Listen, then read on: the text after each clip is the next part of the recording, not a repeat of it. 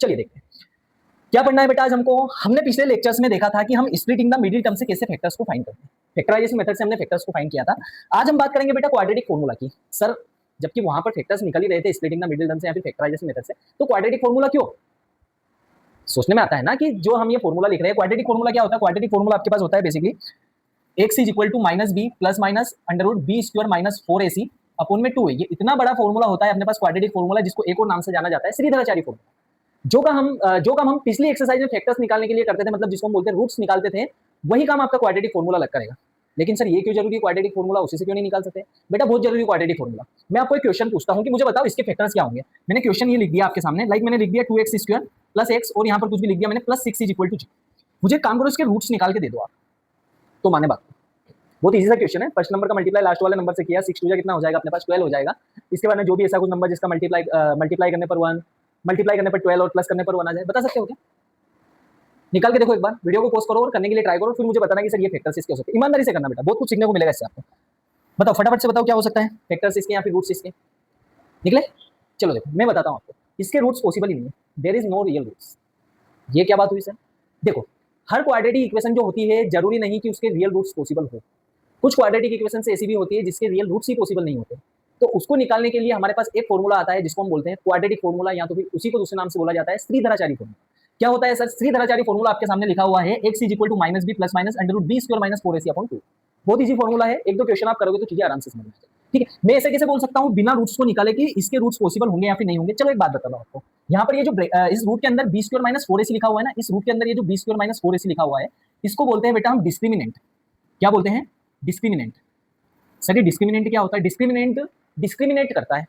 ये किस चीज में डिस्क्रिमिनेट करता है सर? ये बताता है कि किसी भी क्वाड्रेटिक इक्वेशन के रियल रूट्स पॉसिबल भी है या नहीं। कैसे बताता सर? देखिए यहाँ पर क्या देख रखा है, मैं अगर इस वाली इक्वेशन को बोलूं और इसका डिस्क्रिमिनेंट निकालने के लिए ट्राई करूं, तो डिस्क्रिमिनेंट का फॉर्मूला क्या हो जाएगा अपने पास? Discriminant is equal to discriminant अपने पास हो जाएगा बी स्क्वायर माइनस 4ac। अच्छा, इस इक्वेशन को अगर मैं standard form of quadratic equation x square plus bx plus c से जब कंपेयर करता हूं, तो मुझे a की वैल्यू मिलती है 2, b की वैल्यू मिलेगी 1 और c की वैल्यू क्या मिलेगी अपने पास? c की वैल्यू अपने को मिलेगी यहाँ पर, b की वैल्यू मिलेगी 1, यहाँ पर इसका कोफिशिएंट x का कोफिशिएंट b होता है, और c की वैल्यू क्या मिलेगी अपने पास?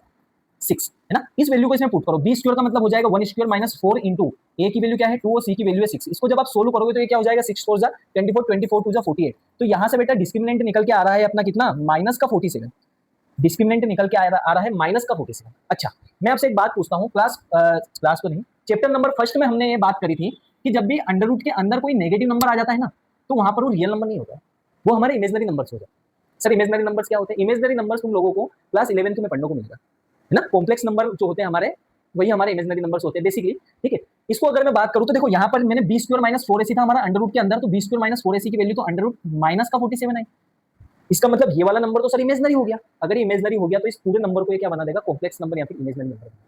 ये रियल नहीं रहेगा, आया समझ में? तो जरूरी नहीं कि हर एक इक्वेशन के रियल रूट्स पॉसिबल हो। हमको कैसे चेक करना है? हमको चेक करना है डिस्क्रिमिनेंट की किस इक्वेशन के रूट्स निकलेंगे और किस इक्वेशन के रूट्स नहीं निकलेंगे, है ना। तो चलिए आइए मैं आपको बताता हूँ डिस्क्रिमिनेंट किस किस टाइप का होता है आपका। इसको मैं कर रहा हूँ इरेज यहाँ पर, अगर आपको कुछ भी नोट डाउन करना है इसमें से तो देख लीजिए। अरे समझना बात को, अभी मैंने आपको डिस्क्रिमिनेंट के बारे में बताया और मैं चीजों को थोड़ा सा डिस्कस करता हूँ। यहाँ पर अपना यही क्वाड्रेटिक फॉर्मूला लिखा हुआ है, नेचर ऑफ रूट्स हम निकालते हैं। नेचर का मतलब क्या होता है? नेचर का मतलब यही होता है कि सर रियल रूट्स होंगे कि इमेजनरी रूट्स होंगे, बस ये नेचर होता है ना। रूट्स हमारे 2 टाइप के होते हैं बेसिकली, रियल रूट्स होंगे या तो फिर इमेजनरी रूट्स होंगे। इमेजनरी रूट्स का मतलब इसके रूट्स पॉसिबल नहीं है, रियल रूट्स पॉसिबल है ही नहीं। हमको सिर्फ बात करनी है इस पर रियल रूट्स के ऊपर बात करनी है, ठीक है। तो यहाँ पर आपका जो क्वाड्रेटिक फॉर्मूला होता है ये लिखा हुआ है बेटा, इसको अपन बोलते हैं quadratic formula.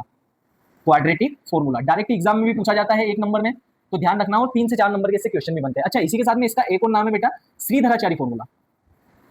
Shridharacharya formula, Shridharacharya formula से भी इसको जाना जाता है, ठीक है। तो दोनों नाम याद रखना। क्या होता है? ये होता है अपने पास, एक दो बार आप बिना देखे लिख के देखो, आराम से बनेगा। x इज इक्वल टू होता है अपने पास minus B plus minus under root B square minus 4ac upon में 2 है ना। रूट इस पूरे बी स्क्वायर माइनस 4ac पर लगाओ, इस बात का ध्यान रखना, और यहाँ पर इस b के आगे माइनस का साइन है, ठीक है। चलिए आइए और थोड़ी सी बात कर लेते हैं। क्या बात करेंगे? अब हमारा जो डिस्क्रिमिनेंट होता है ना, वो क्या क्या होता है उसके बारे में बता, है ना। डिस्क्रिमिनेंट का फॉर्मूला क्या होता है? B square minus 4ac। Discriminant का फॉर्मूला क्या होता है? B square minus 4ac। Quadratic formula क्या होता है? x is equal to minus B plus minus under root B square minus 4ac upon 2 है। कम से कम 4 से 5 बार इसको फटाफट से रिवाइज करो, आराम से याद हो जाएगा। चलिए हम बात कर लेते हैं थोड़ा सा डिस्क्रिमिनेंट के बारे में कि सर ये डिस्क्रिमिनेंट क्या होता है, और थोड़ा सा इसको समझा देंगे तो बहुत अच्छा रहेगा। समझना बात को, हमारी जो क्वाड्रेटिक इक्वेशन होती है उसकी जो स्टैंडर्ड फॉर्म होती है वो होती है ax square plus bx plus c is equal to g। मैंने डिस्क्रिमिनेंट निकाला, क्या निकाला मैंने? डिस्क्रिमिनेंट निकाला है। कोई भी इक्वेशन मेरे पास दी थी, डिस्क्रिमिनेंट निकाला, तो डिस्क्रिमिनेंट हमारा 3 टाइप का क्या हो सकता है? फर्स्ट केस हो सकता है कि आपका B square minus 4ac greater than 0 हो, मतलब अभी तो हमारा माइनस का 47 आया था उसमें, मतलब ये 0 से छोटा नंबर हो गया है ना। हो सकता है कि आपका बी स्क्वायर माइनस 4ac बड़ा नंबर हो, मतलब वहां पर वो रूट के अंदर पॉजिटिव नंबर आ जाए, मतलब बी स्क्वायर माइनस 4ac की वैल्यू क्या होगी, 0 से बड़ी आ गई मान लो पॉजिटिव आ गई। जब भी हमारा ये जो B square minus 4ac greater than 0 होता है, मतलब पॉजिटिव वैल्यू होती है, तो इसका मतलब क्या होगा बेटा, इसका मतलब होगा हमारे 2 रियल रूट्स, है ना। मतलब नेचर ऑफ रूट्स क्या होगा, नेचर ऑफ रूट्स होगा अपना रियल रूट्स होंगे, और कितने रियल रूट्स होंगे, 2 रियल रूट्स। ठीक है, अच्छा सर दोनों रूट्स कैसे होंगे, तो दोनों के दोनों जो रूट्स होंगे ना, दोनों के दोनों रूट्स कैसे होंगे, डिफरेंट होंगे, है ना। बोथ रूट्स आर डिफरेंट, है ना। मान लो कि एक x की वैल्यू 2 आ गई तो दूसरी 3 आ गई, एक 5 आ गई तो दूसरी -6 आ गई, कुछ भी हो सकता है, आगे समझ में, लेकिन दोनों के दोनों रूट्स कैसे होंगे हमारे, डिफरेंट। ठीक, चलो दूसरा केस क्या होता है, दूसरा केस ये होता है कि जब भी हमारा बी स्क्वायर माइनस 4ac 0 के इक्वल में अगर आ गया, तो यहां पर भी हमारा जो नेचर होगा ना रूट्स का, वो कैसा होगा पता है, रियल होगा। इस केस में भी आपके रियल रूट्स पॉसिबल है, लेकिन दोनों के दोनों जो रूट्स होंगे ना, 2 इक्वल रूट्स। अब जो दो रूट्स निकलेंगे वो कैसे होंगे, equal. B square minus 4ac आपका 0 के इक्वल में आ जाता है, उस केस में आपके दो रूट्स निकलते हैं और दोनों रूट्स क्या होते हैं, इक्वल होते हैं। कैसे सर, समझना बात को, यहाँ पर माइनस बी प्लस माइनस में क्वाड्रेटिक फॉर्मूला लिख रहा हूँ, ये हो जाएगा हमारे पास under root B square minus 4ac upon में 2 है। ठीक है, मैं क्या बोल रहा हूँ कि जो डिस्क्रिमिनेंट बता रहा ना, बी स्क्वायर माइनस 4ac इसकी वैल्यू हो गई 0। अगर बेटा ये 0 हो गया तो मुझे ये बताओ, क्या सिर्फ और सिर्फ यहाँ पर ये बचेगा क्या, minus B plus minus 0 upon में 2 है।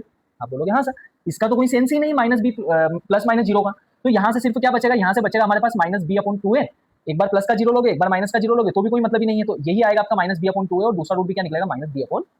ठीक है, तो यहाँ पर 2 इक्वल रूट्स निकलते हैं और दोनों रूट्स क्या हो जाएंगे, दोनों के दोनों रूट्स होंगे हमारे पास माइनस बी अपॉन 2 है, और दूसरा रूट भी होगा माइनस बी अपॉन 2 है। डायरेक्ट एग्जाम में एक नंबर में क्वेश्चन भी पूछा जाता है, when B square minus 4ac equal to 0 then roots are minus B upon 2 and minus B upon.